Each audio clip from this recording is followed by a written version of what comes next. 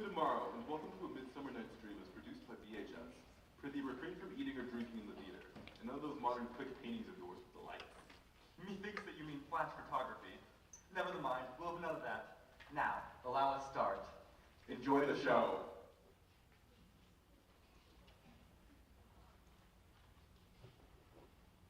Now, fair Hippolyta, our nuptial hour draws on apace. 4 happy days bring in another moon. But only thinks how slow this old moon wanes. 4 days will quickly see themselves in night, for night so quickly came away the time. And then the moon, like silver bone, we left in heaven, shall behold the night of our solemnities. Go, Philostrate, awake the pert and nimble spirit of mirth. Tell the Athenian youth, stir them to merriments. Turn melancholy forth to funerals, the pale companion is not for our pomp. Hippolyta, I wooed thee with my sword, and won thy love doing thee injuries. But I will wed thee in another key, with pomp, with triumph, and with revelry. Happy be Theseus, our renowned duke. Thanks, Regis. What's the news with thee? Full of vexation come I with complaint against my child, my daughter Hermia. Stand forth, Demetrius. My noble lord, this man hath consent to marry her. Stand forth, Lysander. And my gracious duke, this man hath bewitched the bosom of my child. Thou, Lysander, thou hast given her rhymes and interchanged love tokens with her. Thou hast by moonlight at her widow snug with feigning voices, verses of feigning love. With cunning hast thou flinched my daughter's heart and turned her obedience, which is due to me, to stubborn harshness. And my gracious duke, be it so she will cure not before your grace, to consent to marry with Demetrius. I beg the ancient privilege of Athens, as she is mine, I may dispose of her, either to this gentleman or to her death, according to that law immediately provided in that case. What say you, Hermia? Be advised, fair maid, Demetrius is a worthy gentleman. So is Lysander. In himself he is, but wanting your father's voice, the other must be held the worthier. I would my father but look with my eyes. Rather your eyes must with his judgment look. I do entreat your grace to pardon me. I know not what by power I may pay full, nor how it may concern my modesty here today. But I do wish to know the worst that may befall me in this case if I refuse to wed Demetrius. Either to die the death, or to abjure forever the society of men. Therefore, Hermia, question your desires, know well your youth, examine well your blood, and if you choose not to obey your father's will, you can endure the livery of a nun. For I to be in shady cloistering mood, to live a barren sister all your life, chanting faint hymns to the cold, fruitless moon. Ere I will yield my virgin patent up unto his lordship, whose unwished yoke my soul contents not to give sovereignty. Take time to pause, and by the next new moon, the sealing day betwixt my love and I for everlasting bond of fellowship, on that day, either die the death for disobedience to your father, else wed Demetrius as he would, or on Diana's altar, protest for high austerity and single life. Relent, sweet Hermia. When Lysander, yield thy crazy title to my certain right. You have her father's love, Demetrius. Let me have Hermes. Do you marry him?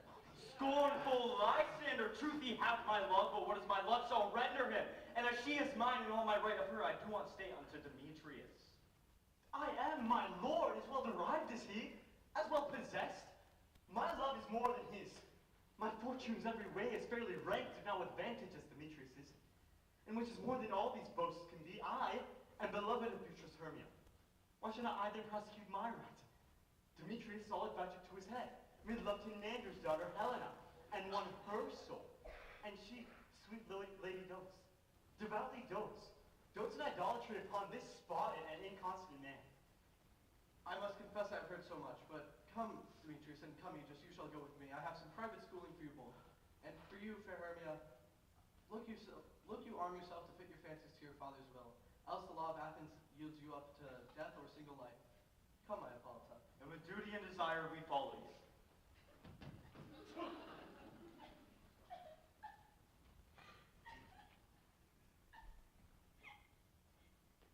How now, my love? Why is your cheek so pale? How chances the roses there do fade so fast? Belike for want of rain, retain them from the tempest of mine eye. I mean, for aught I could ever read, could ever hear of my tale or history, the course of true love never did run smooth. If then true lovers have ever been crossed, it stands as an edict in destiny. So we must teach her trial patience, as it is a customary cross. As due to lovers is wants and tears, wishes and sighs. A good persuasion. And therefore, hear me, Hermia. I've a widow wanted, dowager, of great revenue, and she hath no child. From Athens is her house remote 7 leagues, and she respects me as her only child. There will I marry. And to that place the sharp Athenian law cannot pursue us.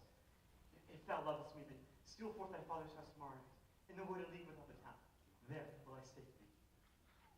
My good Lysander, I swear to thee by Cupid's strongest bow, by his best arrow with the golden head, by all the vows that men have ever broke, in number far more than woman ever spoke. In the place thou hast appointed me, tomorrow truly I will meet with thee. Keep promise, love. Oh, look, here comes Helena. God speak, fair Helena, whither away? Call you me fair? Not fair again, unsay. Demetrius loves your fair. Oh, happy fair! Your eyes are lodestars and your tongue sweet tune, more tunable than lark to shepherd's ear.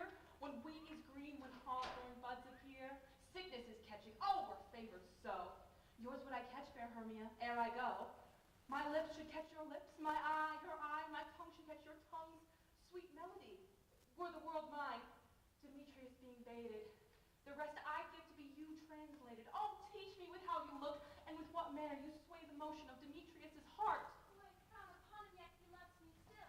Oh, that your frowns could teach my smiles such skill. I give him curses, yet he gives me love. That my prayers could such affection move. The more I hate, the more he follows me. The more I love, the more he hateth me. His folly, Helena, is no fault of mine. None but your beauty would that fault were mine. Take comfort. He shall no more see my face. Lysander and myself shall fly this place. Before the time I did Lysander see, seemed Athens as a paradise to me.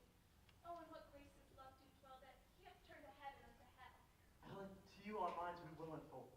Tomorrow night when Phoebe doth behold her silvery visage in the watery glass, decking with liquid the pearl and glade grass. The time the lovers' flights still doth conceal, through Athens' gates we have devised to steal.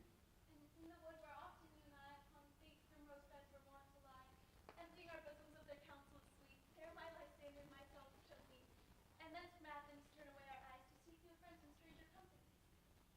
Take comfort, sweet slave fellow, pray thou for us, and good luck grant thee thy Demetrius. Keep word, Lysander, we must starve our sight of lovers' food till morrow deep midnight.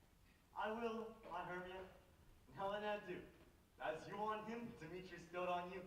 Oh, how happy some or other some can be. Yet throughout Athens I am thought of as fair as she. Of that, Demetrius thinks not so. He will not know what all that he do know. Cupid looks not with the eyes, but with the mind, and therefore is when Cupid fainted blind. For ere Demetrius look upon Hermia's eye, he hailed down oaths that he were only mine. When this hail some heat from Hermia felt, so he dissolved, and showers of oaths did melt. I will go and tell him of fair Hermia's flight. Then to the woods he tomorrow night pursue her, and for this intelligence, if I have thanks, it is a dear expense. For herein be not to enrich my pain, but to have his sight thither and back again.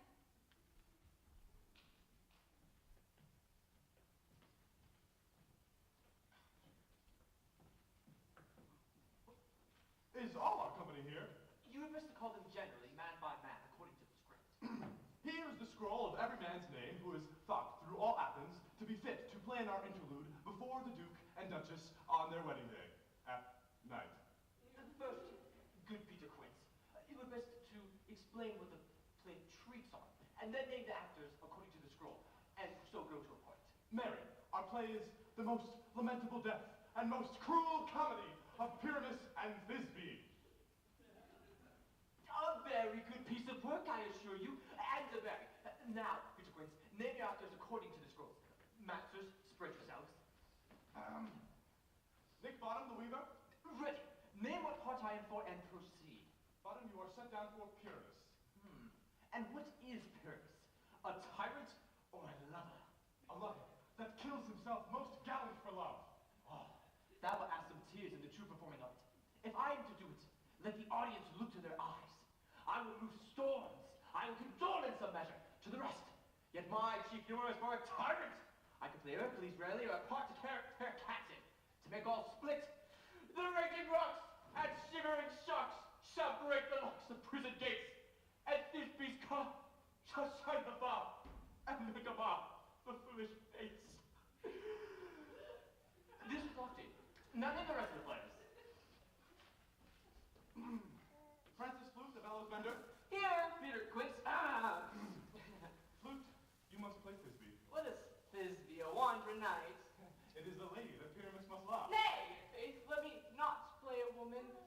I have a beard coming.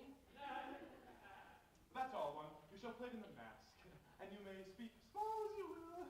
And I may hide my face. Let me play Thisbe too. I'll speak in a monstrous little tone. Thisbe, Thisbe, ah, Pyramus, thy lady dead. No. You must play Pyramus, and flute you Thisbe. Well, proceed. Robin Starling, the tailor, Here, Peter Quinn. you must play Thisbe's mothers.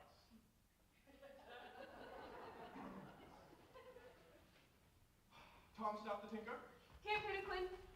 you Pyramus's mother. Myself, Pyramus's father. Snug the joiner, you the lion's part. And I hear is a play fitted. I have you the lines part written. Pray you, if it be, give it me, for I am so studied. You may do it extempore, for it is nothing but roaring. Let me play the lion's part too. A roar that I'll have to do any man's heart good to hear me. A roar that I'll have to do say, let him roar again, let him roar again. And you should do it too terribly. You would affright the Duchess and the ladies that they would shriek, and that were enough to hang us all. Hang us all. Hang us all. Come, friends, if you should break the ladies out of their wits, they would have no more discretion but to hang us all. But I will aggravate my voice that I will roar you as gently as any suckling dove. I will roar you to any nightingale. You can play no part for Pyramus! For Pyramus is a sweet-faced man, a most lovely man, a most gentlemanlike man as one shall see on a summer's day. Therefore, you must needs play Pyramus! Well, I will undertake it. What beers were I best to play then? Why, what you will. Masters, here are your parts. And I am to beseech you, to entreat you, and to desire you to con them by tomorrow night and meet me a mile without town in the palace wood. There we shall rehearse.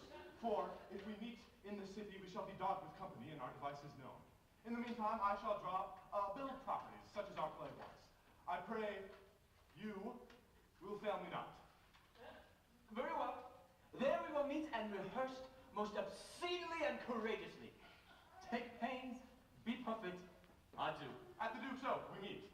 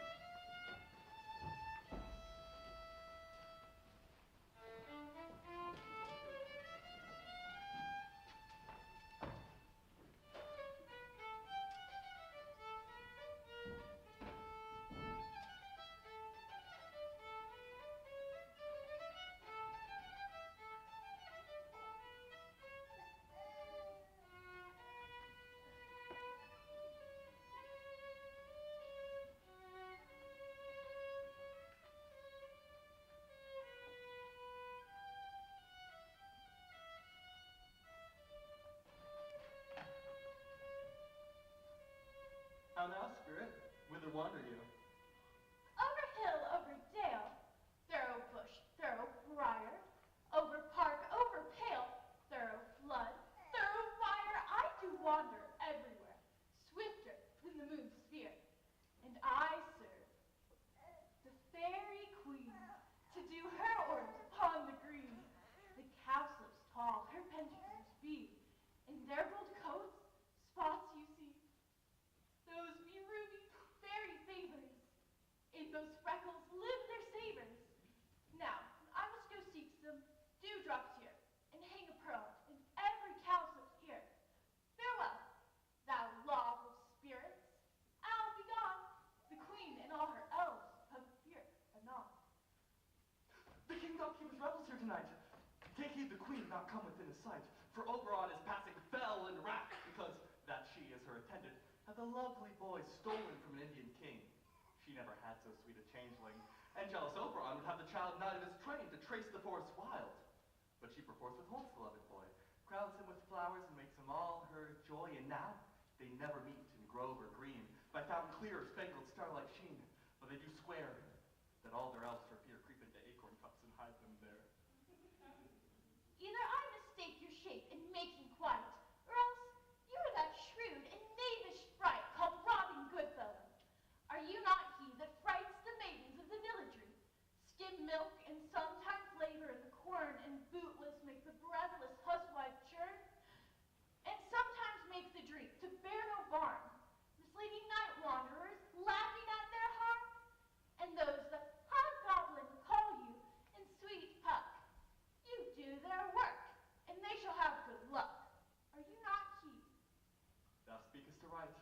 am that merry wanderer of the night.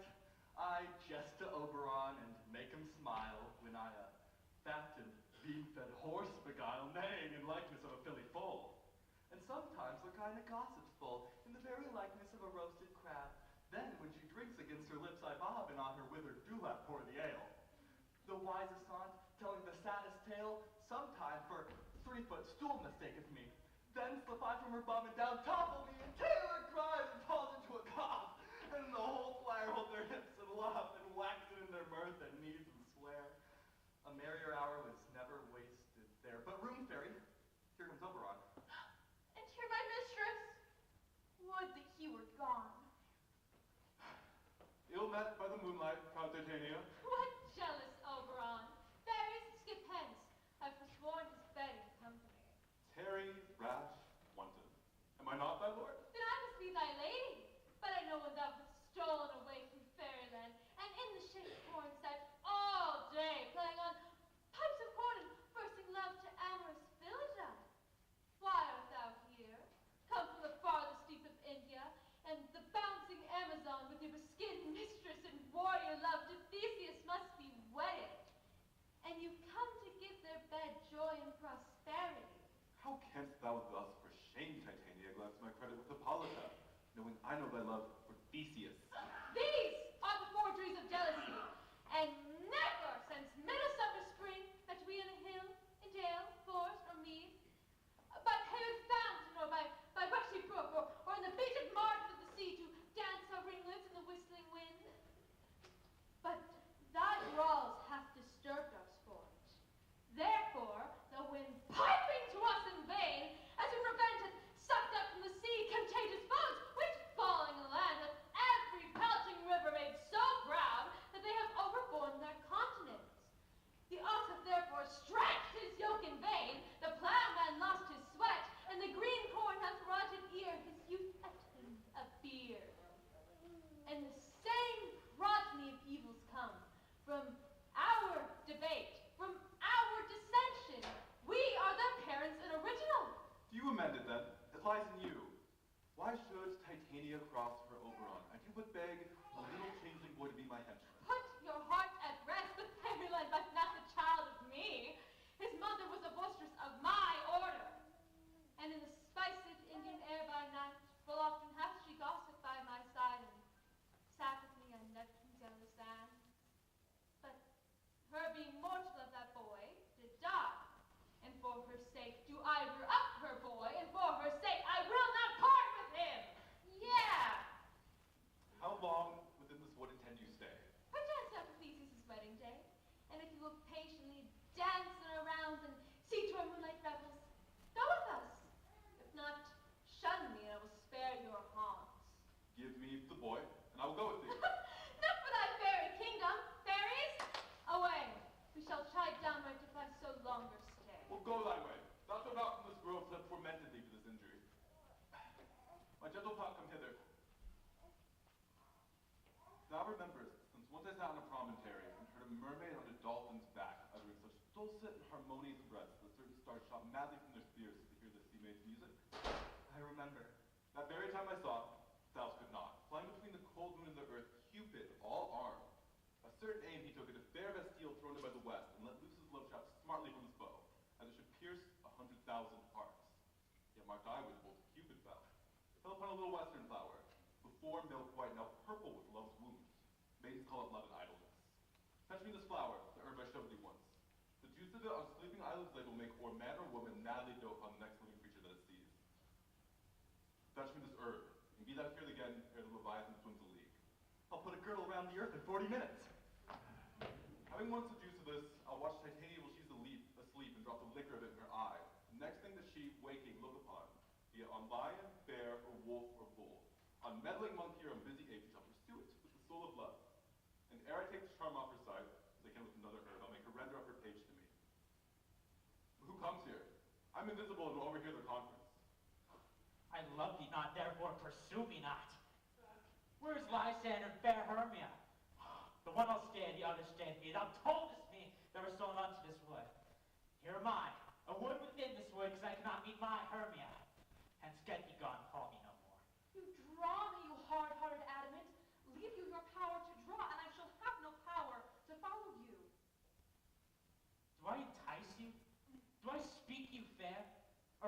do I not, in the plainest truth, tell you I do not nor I cannot love you? And even for that do I love you the more.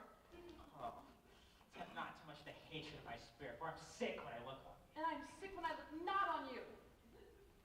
You do impeach your modesty too much. To leave the city and commit yourself to the hands of one that loves you not.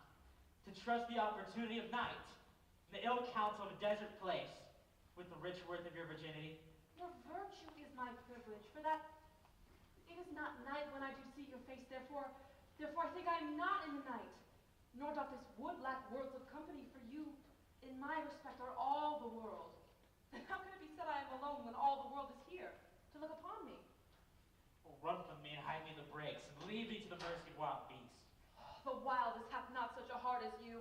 Run when you will, the story shall be changed. Apollo flies and Daphne holds the chase. The dove pursues the griffin. The mild hind makes bootless speed to catch the tiger. When cowardice pursues and valor flies. I will not stand thy questions. Let me go. If you follow me, do not believe, but I will do thee mischief in the wood. Aye, in the temple, in the town, in the field, you do me mischief. Fie, Demetrius! Your wrongs do set a scandal on my sex. We should be wooed and we're not made to woo. I'll follow thee and make a heaven of hell, to die upon the hand that I love so well. Fare thee well, nymph. Ere he do leave this grove, thou shalt fly him. He shall seek thy love. Ah, here comes my messenger. Hast thou the flower there? Aye, there it is. I pray thee, give it to me. I know a bank where the wild thyme blows, where oxlips and the nodding violets grow quite over-canopied by the luscious woodbine, with sweet musk roses, and with eglantine. There sleeps Titania in time of the night, lulled in these flowers with dances and delights. And there the snake throws her enameled skin with weed wide enough to wrap a fairy in. And with the juice of this, I'll streak her eye and make her full of hateful fantasies. But take thou some of it, and seek through this grove. A sweet Athenian lady is loved with a disdainful youth, anointeth eyes, but who the next thing he espies may be the lady, thou shalt know the man by the Athenian garments he hath on. Effect it with some care that he may prove more fond of her than she upon her love. Meet me here again ere the first cock crow. Fear not, my lord. Your servant shall do so. Come, now roundel in a fairy song, then for the third part of a minute, hence. Some could kill cankers and muckers buds, some bore with reverence for the leathern wings to make my small elves' coats, and some keep back the clamorous owl that nightly hoots and wonders at our quaint spirits. Sing me to sleep, then to your offices and let me rest.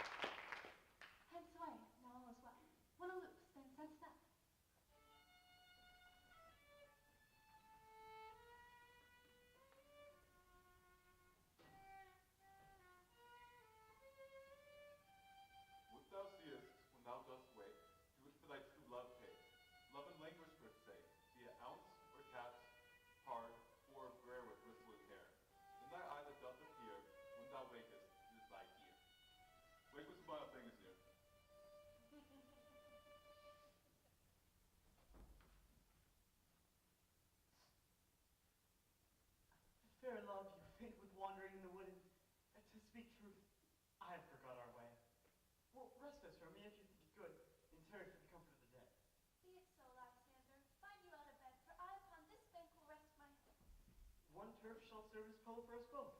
One hearth, one bed, two bosoms, and one trough. Nay, good Lysander. For my sake, my dear, lie further off yet. Do not lie so near. Oh, take this hence, sweet of my innocence. Love takes the meaning of love's compromise. I mean that by my heart and yours is knit, so that one heart we can make it. Two bosoms interchange with an oath, so then two bosoms no better room need enough. For lying so, Hermia, I do not lie. Lysander riddles very prettily. Now much be sure my manners and my pride if Hermia meant to say Lysander lied. But my friend, for love and courtesy, lie further off in human modesty. Such separation may well be said becomes a virtuous bachelor and a maid. So far be distant, and good night, sweet friend. Thy love never alter till thy sweet life end. Amen, amen to that fair prayer I say. And end life when I am loyal. Here is my bed. Sleep give thee all his rest. Have that wish, the wishes I to be blessed. Oh, through the forest I have gone, but Athenian found me none whose eyes I might approve. This flower's force and stirring love. Night and flowers, who is here? Weeds of Athens he doth wear. This is he my master said despiseth the Athenian maid. Enter the maiden, sleeping sound on the dank and dirty ground. Pretty soul, she durst not lie near this black love, this kill curtsy. Churl, upon thy eyes I throw all the power this charm doth owe. When thou wakest, let love forbid sleep his seat on thy eyelid. So awake when I've gone, for I must now to Oberon. Say though thou kill me, sweet Demetrius. I charge thee hence, and do not haunt me thus. Oh, when thou darkling wake me, do not so. I, stay on thy peril, I alone will go. Oh, I am out of breath in this fond chase. The more my love, the lesser is my grace. Happy so is Hermia, wheresoever she lies, for she hath blessed and attractive eyes. Came her eyes so bright, not with salt tears, if so my eyes are oftener washed than hers. No, no, I am as ugly as a bear. For beasts that meet me run away for fear. What's this? Lysander on the ground. Dead or asleep. I see no blood, no wound. Lysander, you live it, sir. Awake. And run through fire for thy sweet sake. O transparent Helena, nature shows off. That thou thy bosom makes me see thy home. Where is Demetrius? Oh, how fit a word is that vile name to perish on my sword. Do not say so, Lysander, say not so. What thou he love your Hermia, Lord, what thou, yet Hermia still loves you, then be content. Content with Hermia? No. I do repent the tedious minutes I with her spent. Not Hermia, but Hermia I know. Who will not change a raven for a dove? The will of man is by his reason swayed. And reason says you are the worthier reason. And things growing are not ripe until their season. So I, being young, till now, not ripe to reason. But now, touched to the point of human skin, reason becomes the marshal of my will, and leads me to your eyes, where I overlook love stories written in love's richest book. Wherefore was it this keen mockery born? When at your hands did I deserve this scorn? Is it not enough, young man, that I did never know, nor never could, deserve a sweet look from Demetrius' eye, but you must flout my insufficiency? Good troth, you do me wrong, good sooth you do, in such disdainful manner me to woo. Perforce, I must confess, I thought your lord was more true gentleness. Oh, that a lady of one man refused should of another therefore be abused. She sees not Hermia. Hermia, sleep thou there. And never mind's come Lysander near. Now with all my powers, with all my might, I'll address Helena and be her knight. Help me, Lysander, help me! Do thy best to pluck this crawling serpent from my breast.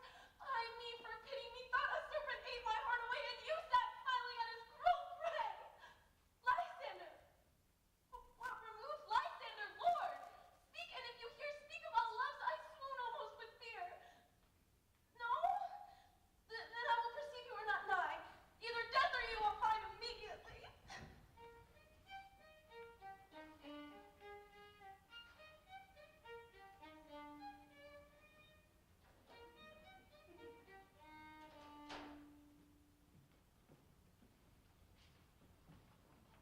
Are we all met? Pat, Pat, and here's a marvelous convenient spot for our shall be our stage, this hawthorn brake our tiring house, and we shall do it in action as we shall do it before the Duke. Picture quits. What says Bowlybottom? There are things in this comedy that will never please. First, Pyramus must draw his sword and kill himself, which the ladies can never abide by. How answer you that? Fire, Lakin, a parlous fear. I believe we must leave the killing out when all is done. Not a whit. I have a device to make all well. Write me a prologue, and let the prologue seem to say that we will do no harm with our swords, and that Pyramus is not killed indeed. For the better more assurance, tell them that I, Pyramus, am not Pyramus, but Bottom the Weaver. This will put them out of fear. Aye, we shall have such a prologue, and it shall be written in 8 and 6. Nay, let it be written in 2 more. Let it be written in 8 and 8. Will not the ladies be afeard of the lion? I'll fear it, I promise you. Gentlemen, you ought to consider with yourselves, Sir Brian Colchilus, a lion among women is a most dreadful thing. For there's lots of more fearful wildfowl than your lion living. We ought to look to it. Then another prologue must say that he is not a lion but a man. Nay, you must name his name, and half his face must be seen through the lion's neck, and he himself must speak through, saying thus, or to the same effect, ladies, or fair ladies, I would wish you, or I would entreat you, or request you, not to fear, not to tremble, my life for yours. If you think I come hither as lion, it were pity my life, for I am no such thing. I am a man as other men are, and there indeed, let him name his name plainly and say he is Snug the Joiner. Well, it shall be. But there is 2 hard things. That is, to bring moonshine into the chamber, for Pyramus and Thisbe did meet by moonshine. Doth the moon shine the night we play our play? Get me the calendar. Look in the almanac. Find out moonshine. Find out moonshine. Yes, it doth shine that night. Then may you leave a chink of the great chamber window where we play open, so that the moon may shine in at the casement. Aye. Or else a man must come in and say he comes to present, or to disfigure the person of moonshine. Then there is another thing. We must have a wall in the great chamber, for Pyramus and Thisbe says the story did speak through the chink in a wall. You can never bring in a wall. What say you, Bottom? Some man or other must Present wall. and maybe have some loam or some rough cast or some plaster about him to signify wall, and maybe hold his fingers thus, and through that chink may Pyramus and Thisbe whisper. If that may be, then all is well. Come, every mother's son, sit down, rehearse your parts.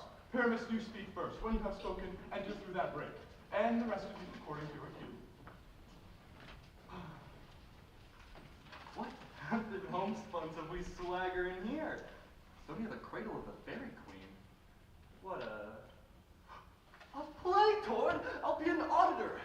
An actor, too, perhaps, if I see cause. Pyramus, speak. Thisbe, stand forth. Thisbe, the flowers of Odious. Odors. Odors. Odors savor sweet. So hath thy breath, my dearest Thisbe dear. But hark, our voice. Stay thou but here a while, and by will I to thee appear. Stranger Pyramus than ever played here. Oh, must I speak now? Aye, Mary, must you? For you must understand that he goes to hear a voice and is to come again. Most radiant Pyramus, most lily white of hue, of color like red rose on triumphant briar, most frisky juvenile, and eke most lovely Jew, as true as horse that yet would never tire, I'll meet thee, Pyramus, and Ninny's too. Ninus! Ninus, man. That you must not say. At that you speak to Pyramus. You speak all your lines, cues and all. Pyramus, enter. The line is never tire. As true as horse that yet would never tire. If I were fair, Thisbe, I would only die. Oh, monstrous! Oh, strange! We are haunted! Masters, fly, masters! Help! I'll follow you. I'll lead you not around. Through bog, through bush, through brake, through briar. Sometimes a horse I'll be, sometimes a hound, a hog, headless bear, sometimes a fire. And they embark and run and roar and burn like horse, hound,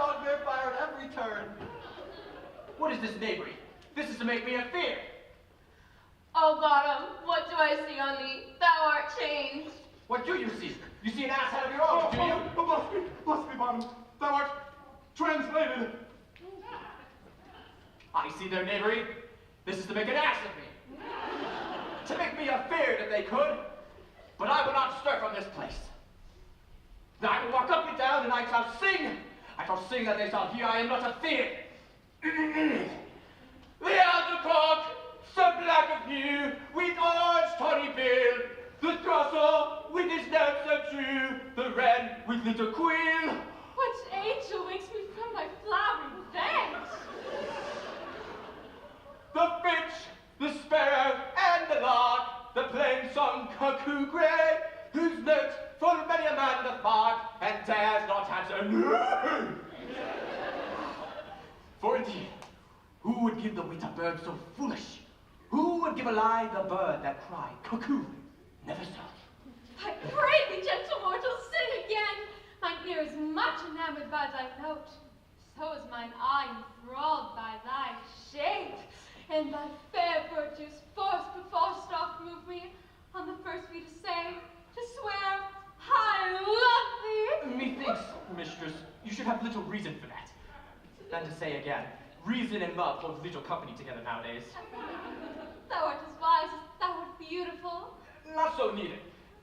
If I have wit enough to get out of these woods, I have enough to serve mine own turn. Out of these woods do not desire to go. Thou shalt remain here whether thou wilt or no. I am a spirit of no common rate. The summer still doth tend upon my state, and oh, I do love thee. Therefore, go with me. I'll give thee fairies to attend on thee. They shall fetch thee jewels from the deep, and sing while thou on crescent flowers dost sleep. And I will purge thy mortal grossness so that thou shalt like an airy spirit go. Peas blossom, cobweb, moat, mustard seed. Ready? And I. And I. And I. Where shall we go? Be kind and courteous to this gentleman. Hop in his walks and gamble in his eyes. Feed him with apricots and dewberries, with purple grapes, green figs, and mulberries. The honey bags steal from the humble bees, and for the night tapers, crop their waxen thighs and light them with a fiery glow from his eyes. Have my lover to bed, and to arise, pluck the wings from painted butterflies, and fan the moonbeams from his sleeping eyes. Nod to him, elves, and do him courtesies. Hail, Myrtle! Hail! Hail! Hail! I cry your worship's mercy heartily. I beseech your worship's name. Cobweb. Oh, good Master Cobbett, I shall desire you of more acquaintance. If I cut my finger, I shall make bold. Your name, I beseech you, honest gentleman. Peas blossom. Oh, Master Peas Blossom, commend me to Mr. Squash, your mother, and Master Peas Blossom, your father. I shall desire you of more acquaintance as well. Your name, honest gentleman. Mustard seed. Oh, Master Mustard Seed, I assure you, you kindred hath made my eye water ere now. I shall desire you of more acquaintance as well, good master. Come, wait upon him. Lead him to my bower. The moon, methinks, looks with a watery eye, and when she weeps every little flower lamenting some force of chastity. Tie up my lover's tongue. Bring him silently.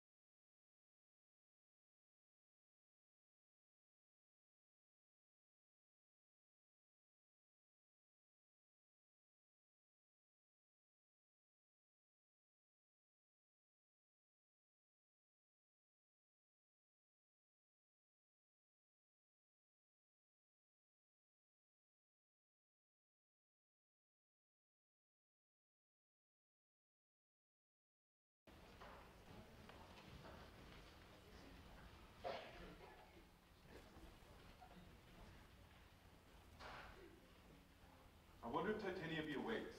What was just came into where Iverson was built on an extremity? Ah, here goes our messenger. How now, mad spirit? What night will now about this haunted grove?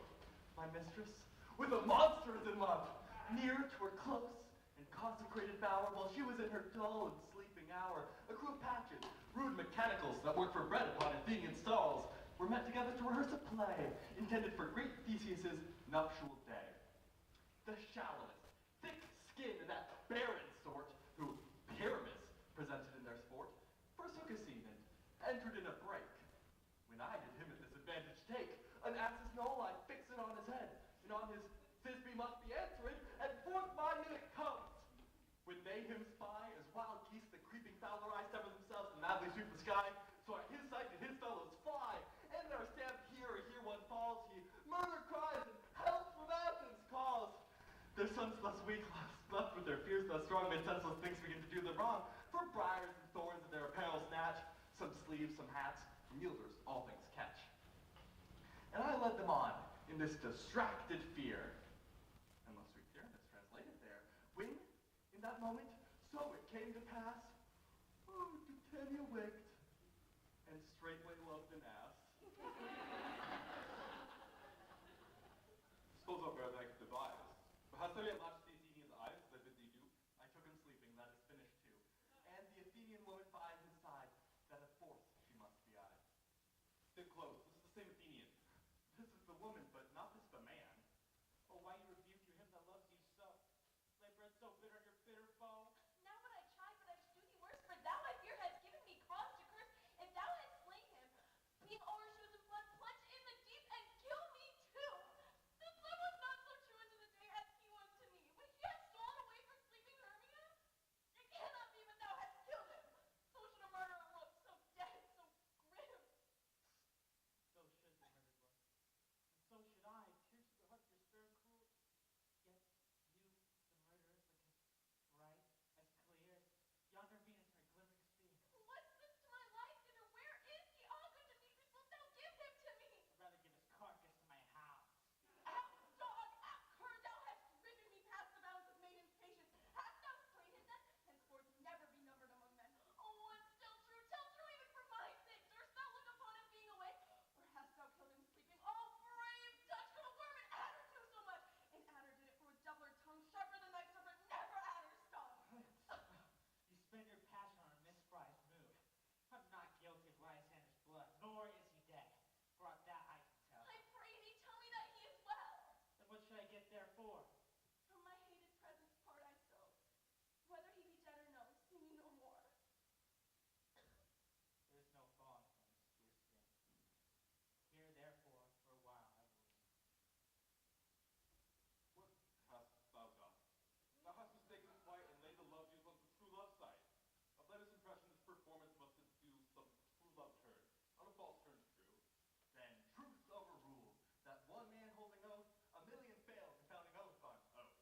About the wood goes swifter than the wind, in Helena of Athens wilt thou find. All fancy thick she is, and pale of cheer, with flying breath that cost the fresh blood here. I no illusion, see thou bring her here. I'll turn his eyes against she do appear. I go, look how I go, swifter than arrow with Tartar's bow. Flower of his purple dye, hid with Cupid's archery, seek an apple in his eye. When his love he doth espy, let her shine as gloriously as the Venus of the night sky. When thou wakest, if she be by, make a purple remedy. Captain of our right hand, Helena is here at hand, and the youth mistook by me pleading for a lover's speed. Shall be their fond pageancy. Lord, what fools these mortals see. And besides, noise may cause Demetrius to wake. Then we'll to it once woo one. That must needs be sport alone, and these things do best please me that befall preposterously. Why should you think that I should wound scorn? Scorn and diversion never come in tears. I vow I weep and thou so born, and then a trivial truth appears. How can these things in me seem scorn to you, bearing the vantage of faith proven truth? You do advance your cunning more and more when truth kills truth. Oh, devilish holy fray! These vows are Hermia's. Will you give her o'er? Weigh oath with oath, and you will nothing weigh. These truths, to put on two scales, will even weigh, and both as light as tails. I had no judgment when to her I swore. Nor none in my mind now you give her o'er. Demetrius loves her, and he loves not you. Oh, Helen, goddess, divine, to what my love can compare thine eye. Crystals, money, oh, how ripe and show. Thy lips, those kissing cherries, tempt to grow. Oh, spite. Oh, hell! I see you are both set against me for your merriment. If you were civil and knew courtesy, you would not do me thus much injury. Can you not hate me, as I know you do what you join in souls to mock me too, to vow and swear and superpraise my parts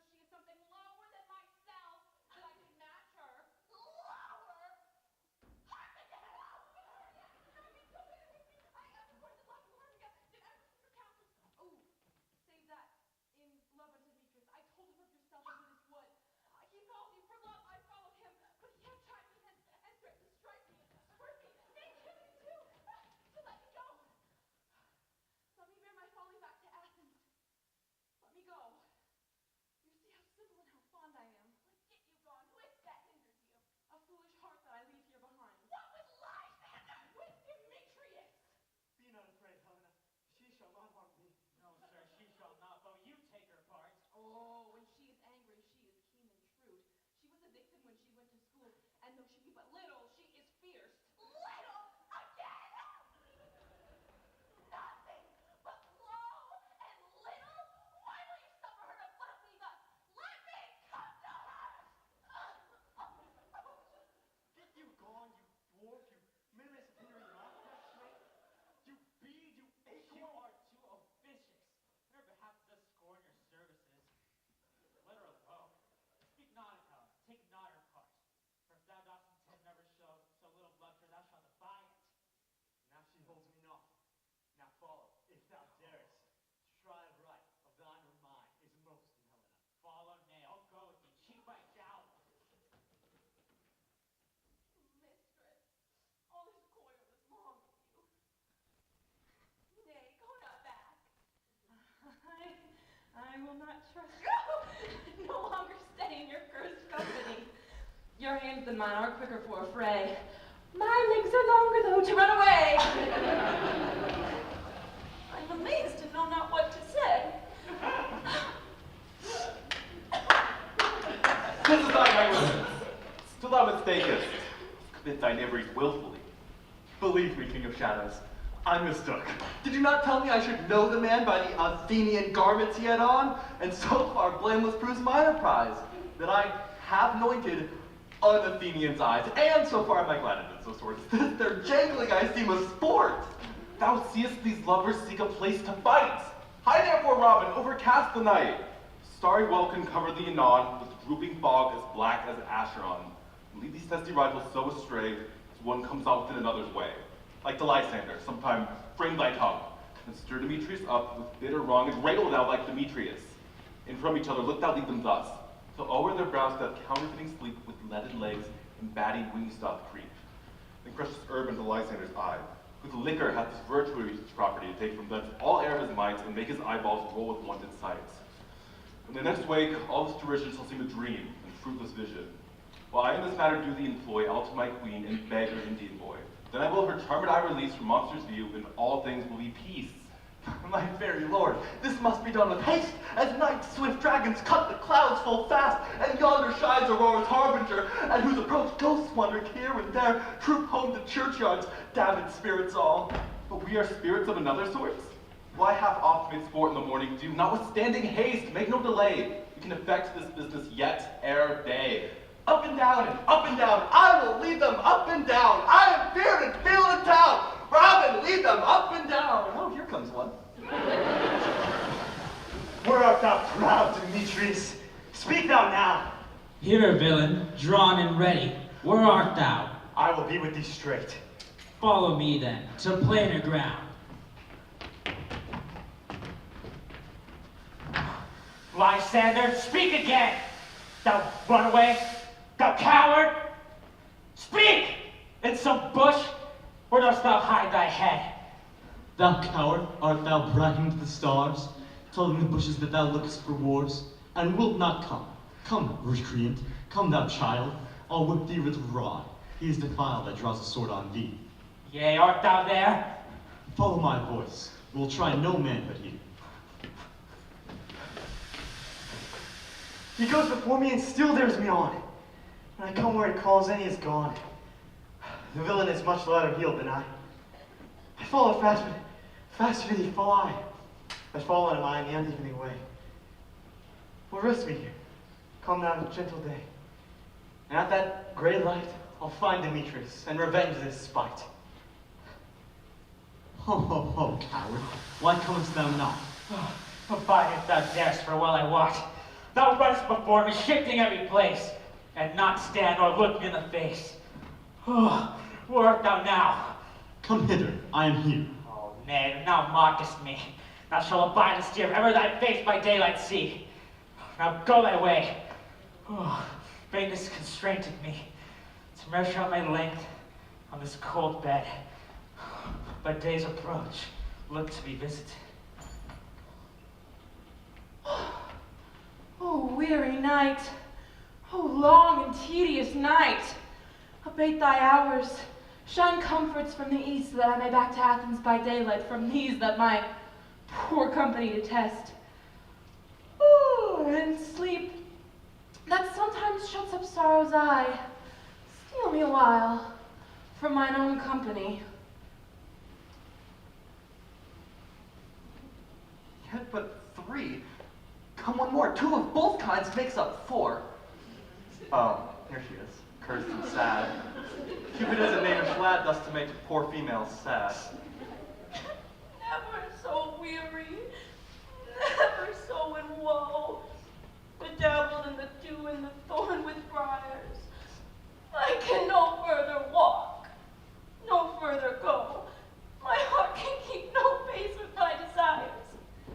Here will I rest me till break of day. Heaven shield Lysander if they mean affray.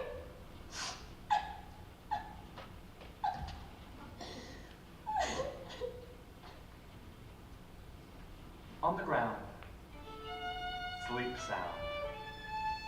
I'll apply to your eye, gentle lover. When thou wakest, thou takest true delight in the sight of thy former lady's eye, and the country proverb known that every man should take his own, in your waking shall be known. Jack shall have Jill, naught shall go ill. The man shall have his American, and all shall be well.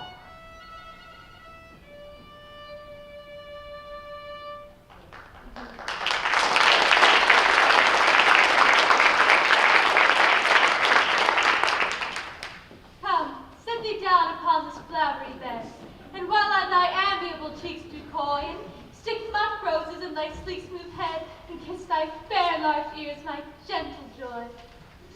Where's Peace Blossom? Ready? Peace Blossom, scratch my head. And where's Monsieur Cobweb? Ready? Monsieur Cobweb, good Monsieur. Get you your weapons in hand and kill me a red-headed humblebee atop a thistle. And, good Monsieur, bring me the honey bag. And do not strain yourself too much in the action, good Monsieur. And, good Monsieur, take care the honey bag break not. I would be loath to have you overflow with the honey bag, Senor. Where's Monsieur Mustard Seed? Ready? Monsieur Mustard Seed, give me your niece, and pray you leave your courtesy behind. What's your will? Nothing, good Monsieur, but to help Cavalry Cobweb scratch. I must to the barbers, for I am marvels hairy about the face, and I am such a tender ass. If my face do but itch, I must scratch. What? Will thou hear some music, my sweet love? I have a reasonable good ear in music. Let's hear the tongues and the bones. Or say, sweet love, what thou desirest to eat. Truly a peck of provender. I could munch your good dry oats. Methinks I have a desire to a bottle of hay. Good hay, sweet hay, hath no fellow. I have a venturous fairy that shall seek the squirrel's horn and fetch thee new nuts. I'd rather a handful or two of your good dried peas. But pray you, let none of your people stir me. Better an exposition of sleep come upon me. Sleep thou, and I will wind thee in my arms. Fairies, be gone, and be always away. Oh, how I love thee, how I dote on thee. Welcome, good Robin. Seest thou this sweet sight? Her dotage I now begin to pity. For meeting her of late behind the woods, I did embrace her and fall out with her. For she is hairy temples and rounded with cornets of fresh and fragrant flowers. When I had at my pleasure taunted her, she milder terms begged my patience. And then did ask of her changing child, which straight she gave me, and her fairy sent to bear him to my bower in fairyland. And now I have the boy. I will do this hateful imperfection from his eyes. Oh, and Robin, take this head off the head of this Athenian swain, that he, waking when the others do, may all the Athens back again repair. Think no more of tonight's accidents, but as the fierce vexation of a dream. For so release the fairy queen. Be as thou was wont to be, see as thou was wont to see. Deign but where Cupid's flower hath such force and blessed power. Now, my Titania, wake ye, my sweet queen. My Oberon. What visions have I seen? Methought I was enamored of an ass. There lies your love. Oh, how these came to pass. Oh, how mine eyes do loathe this visage now. Silence a while. Robin, take off his hat! Titania, music hall. Strike more dead than common sleep all these 5 cents. Music, music, such as charms sleep. Now, when thou wakest, with thine own fool's eyes peep. Sound music. Come, Titania, let us rock the ground whereupon we sleepers be. Now thou and I are new in amity, and will tomorrow at Duke Theseus' house dance triumphantly, and bless to all fair prosperity. There shall the pair of faithful lovers be wedded, with Theseus, all in jollity. Begging! I can mark! I do hear the morning lark. Then my queen, sad trip we after night shade. We the globe can compass soon, swifter than the wandering moon. Come, my lord, in a flight, tell me how it came this night that I, sleeping here, is found with these mortals on the ground.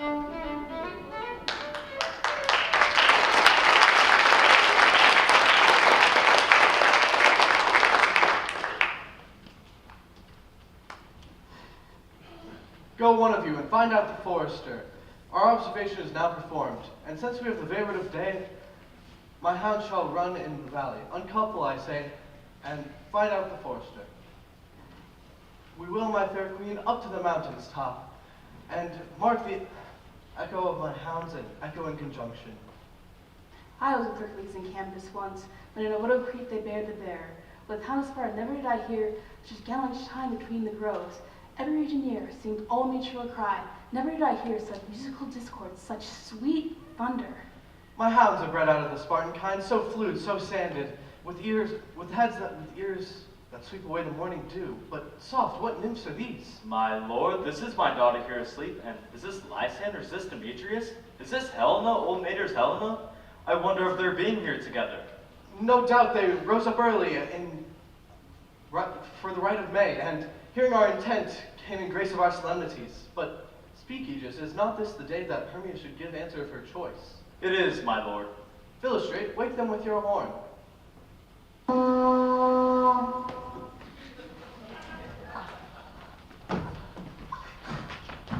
Good morrow, friends. St. Valentine is past. Pardon us, Lord. I pray you all stand up. Say how comes this gentle concord in the world, that hate is so far from jealousy, that one can sleep by hate and fear no enmity. My lord, I shall reply amazedly, half sleep, half wake, but as yet I cannot truly say how I came here. But as I think, and truly what I speak, I do bethink me, and so it is. I came with Hermia, but our intent was to be gone from Athens, where we might, without the peril of Athenian law. Enough! Enough, my lord, you had enough. I begged the law upon his head that they were stolen away. They would have, Demetrius. Of you, of your wife, and me, of my consent that she should be your wife. My lord, fair Helen told me of their stealth, of this their purpose hither to this wood. I in theory hither following them. Fair Helen, fancy following me, but my good lord, I know not by what power, by some power it is. My love to Hermia melted as the snow. It seems to me now as the remembrance of an idol god, which in my childhood I did dote upon. But all the faith and the virtue of my heart, the object and pleasure of mine eye, was only to Helen. For her, my lord, as I betrothed, there I saw Hermia. But like a sickness did I love this beauty. But as in hell, come to my natural taste. Now I do wish it, love it, long for it, and will forevermore be true to it. Fair lovers, you are fortunately met. Of this discord more we will hear anon. And Aegis, I will overbear your will. For in the temple by and by, lovers and thou shall be eternally knit. And now, since the morning is now something worn, away with us to Athens, 3 and 3. We shall hold a feast in great solemnity. Come, Hippolyta. These things seem small and undistinguishable, like far-off mountains turned into clouds. Methinks I see these things with parted eye when everything seems double. And I have found Demetrius like a jewel, mine own and not mine own. It seems that yet we sleep, we dream. Did not you think the Duke was here and bid us follow him? Yea, and my father. And Hippolyta. And he did bid us follow to the temple. Why then we are awake. Let's follow him, and by the way, let's recount our dreams.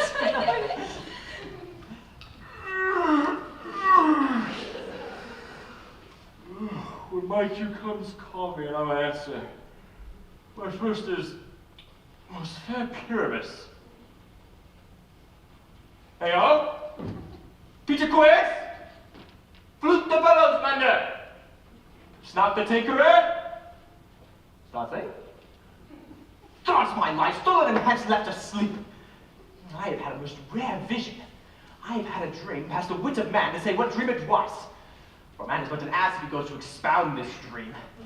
Methought I was, no man can tell me what. Methought I was, and methought I had. But man is but a patched fool if he were offered to say what methought I had. Man's eye have not heard, his ear seen, his tongue conceived, nor his hand taste, nor his heart to report what my dream was.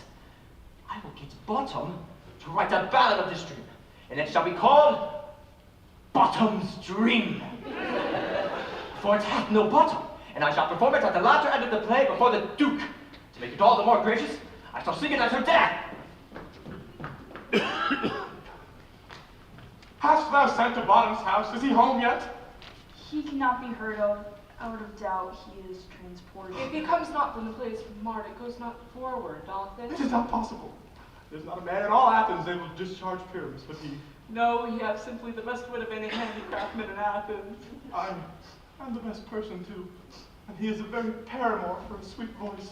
You must say paragon, not paramour, as God bless us, a thing of naught. Masters, the Duke is coming from the temple, and there's 2 or 3 lords and ladies more married. If our sport had gone on, we had all become men. Oh, sweet Billy Bottom, thus has he lost 6pence a day during his life. He could not escape 6pence a day, and the Duke had not given him 6pence a day for playing Pyramus. I'll be hanged. He would have deserved it. 6pence a day Pyramus or nothing. Where are these men? Where are these hearts? Bottom! Almost courageous day! Almost happy hour! Come, masters, I am to discourse wonders for you. But ask me not what, for if I tell you I am not true Athenian, I shall tell you everything pat it fell out. Pray, tell, Bully Bottom. Not a word out of me. All that I will tell you is that the Duke hath died. Get your apparel together, good strings to your beards, new ribbon to your breads, and every man look on his part.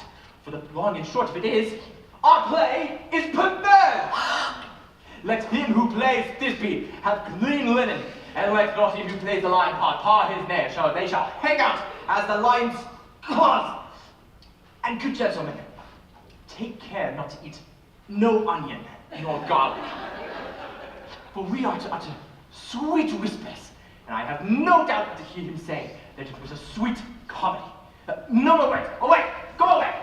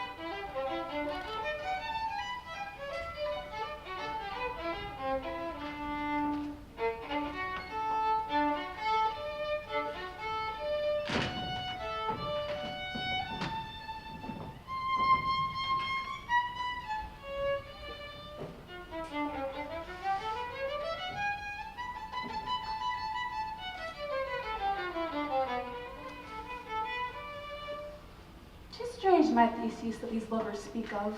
More strange than true, I may never believe these antique fables nor these fairy toys.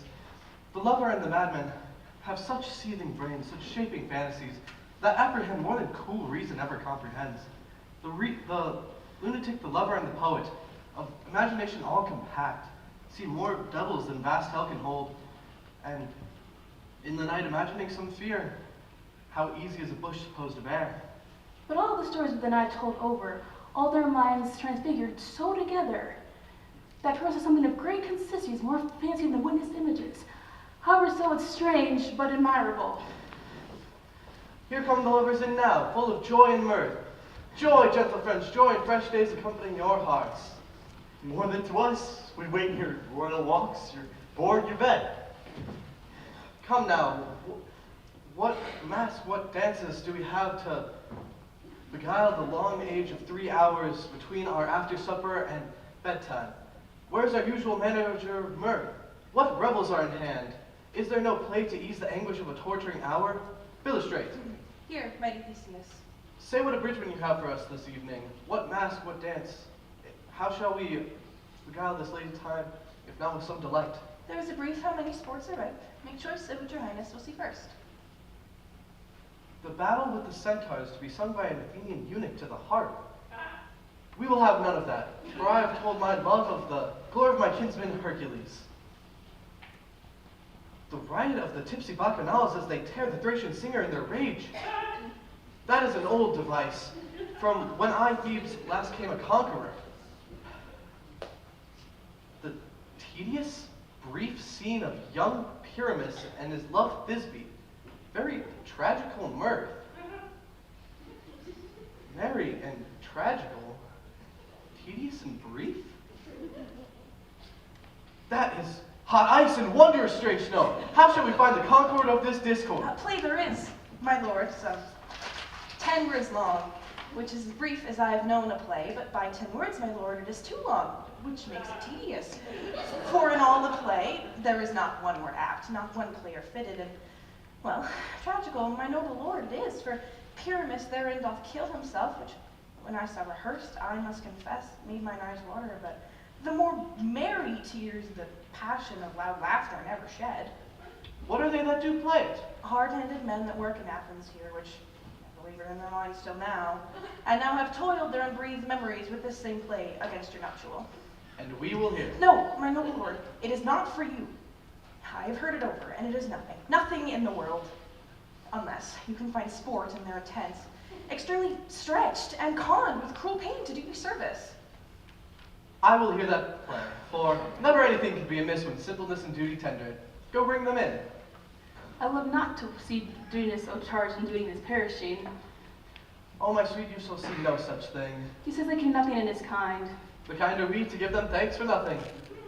For our sport shall be to take what they mistake, and what poor duty cannot do, noble respect takes in might, not merit.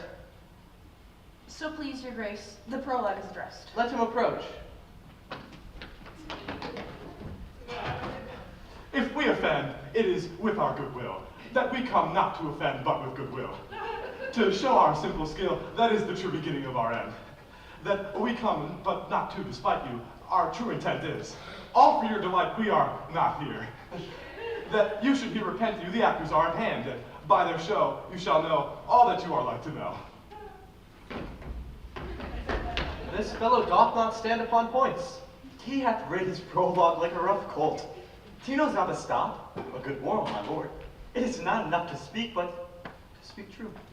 Indeed, he has played this prologue like a child under a recorder, a sound but not in government.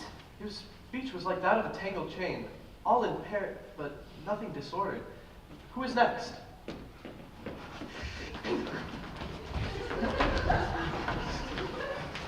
Gentles, perchance you wonder at this show, but wonder on till truth make all things plain. This man is Pyramus, if you would know. This beauteous lady, Thisbe is certain. This man with lime and rough cast doth present Wall, that vile Wall, which did these lovers sunder. And through Wall's chink, poor souls they are content to whisper, after which let no man wonder.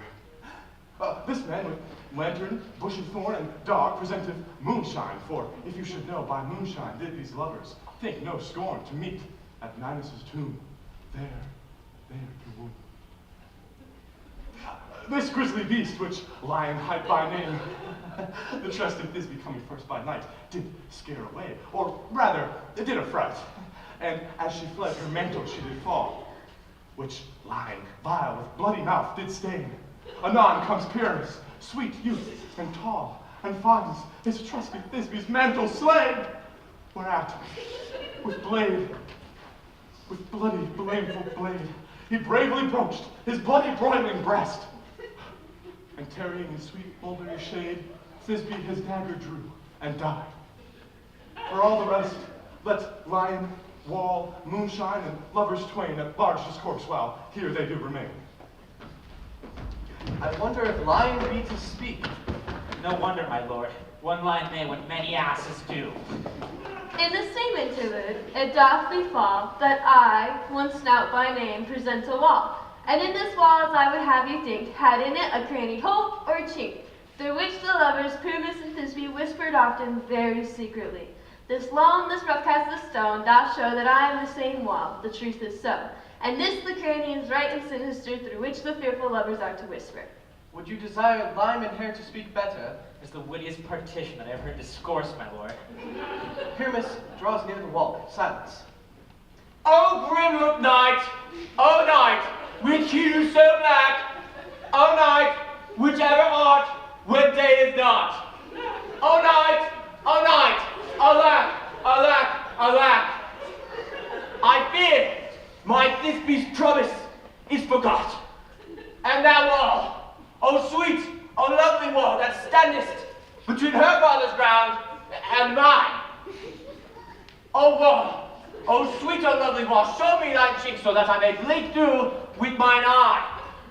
Thanks, courteous wall. Jove shield thee well for this. But what see I?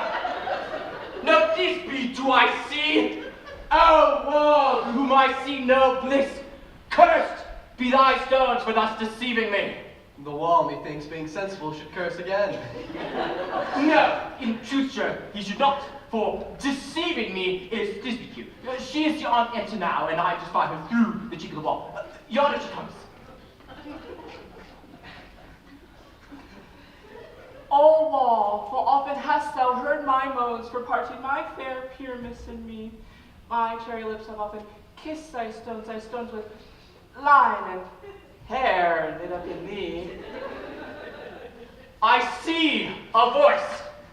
Now will I to the creek, and I can hear my Thisbe's face. Thisbe? My love, thou art my love, I think.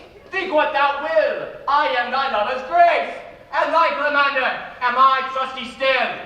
And I, like Helen, to the fates me kill. Oh, kiss me through the hole of this vital wall. Oh, I kiss the wall's hole, not your lips at all. Will thou at Ninny's do meet me straight away? Tide life, tide death, I come without delay. And thus have I, wall, my part discharged so, and being done, the swallow away doth go. Is the wall now down between the two neighbors? No remedy, my lord. Walls are so willful to hear without warning. This is the silliest stuff that I've ever heard. The best in this kind are but shadows, and the worst are no worse, if imagination amends them. It must be your imagination then, and not theirs. Well, if we imagine them no worse than they imagine themselves, they may pass for excellent men. Here in two noble beasts, a man and a lion.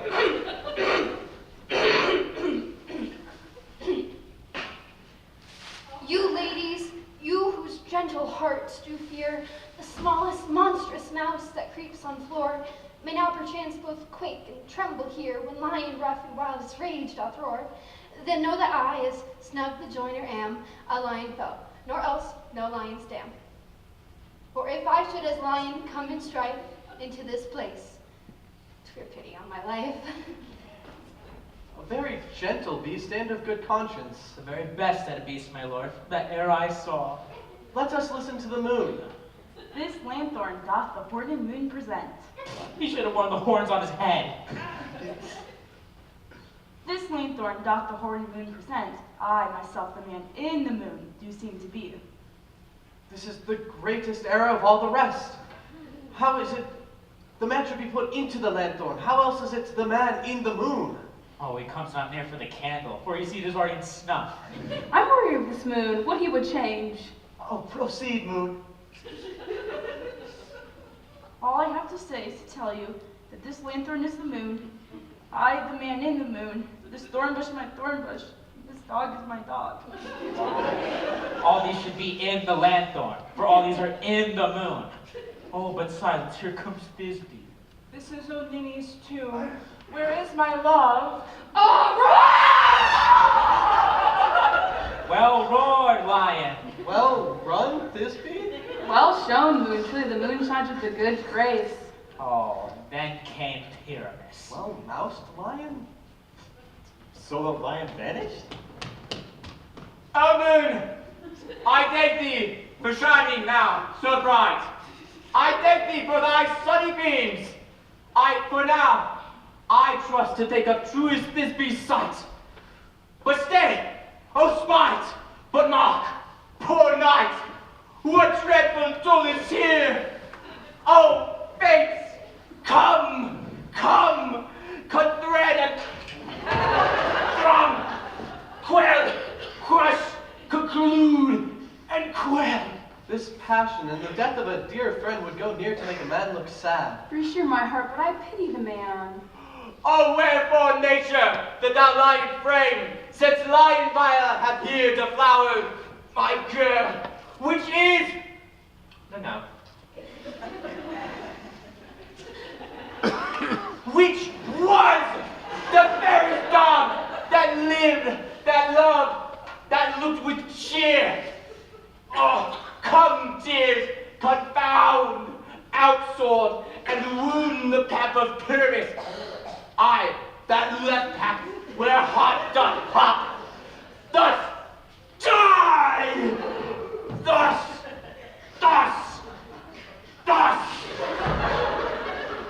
Now am I dead, now am I fled. Tongue, lose thy light, moon, take thy flight. Thus die! Die! Die! Die! No Die! No die, but an ace for him, for he is but one. Less than an ace, man, for he is dead. He's nothing. With the help of a surgeon, he may yet recover and yet prove an ass. How chance Moonshine will come back before Thisby finds her lover? She will find him by starlight.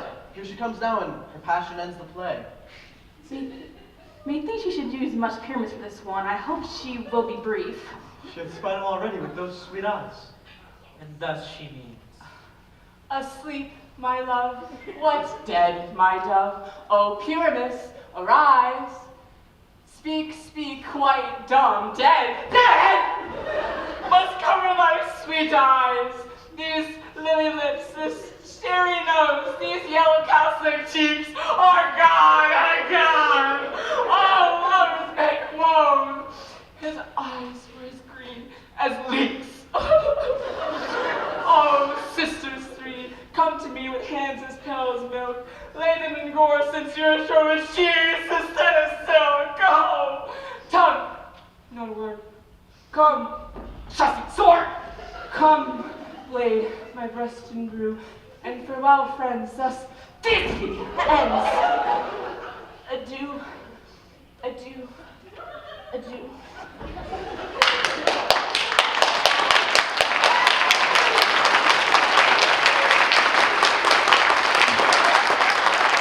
And Lion and Moonshine are left to bury the dead? I and the wall too.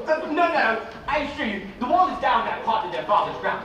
Would it please you to see the epilogue? No, epilogue, I pray you, for you need not excuse, never excuse, for when all the players are dead, there need no one be blamed.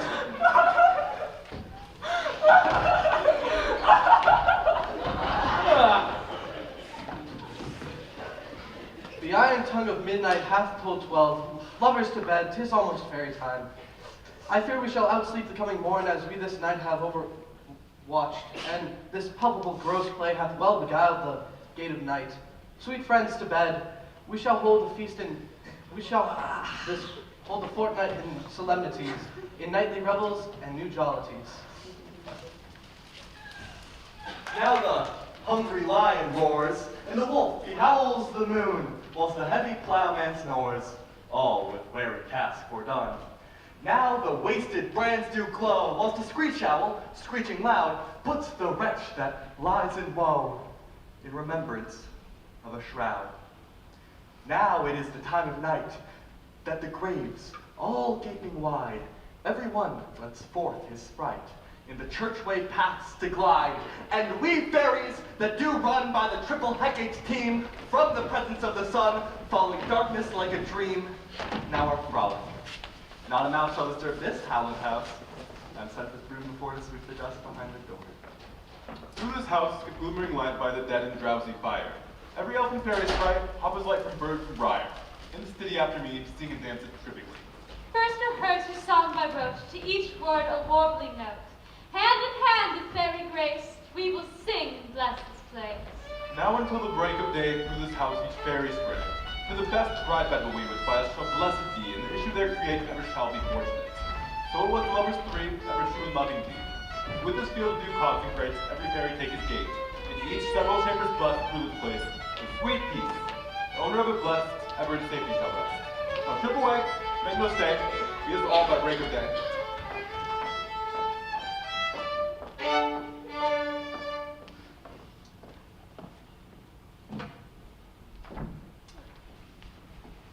If we shadows have offended, think but this, and all is that you have but slumbered here, whilst we visions did appear, and this weak and idle theme, no more yielding than a dream. Gentles, do not reprehend. If you pardon, we will mend, and as I am an honest puck, if we have unearned luck now to escape the serpent's tongue, spoo, we will make amends ere long, else the puck a liar call. So good night unto you all. Give me your hands if we be friends, and Robin shall restore amends.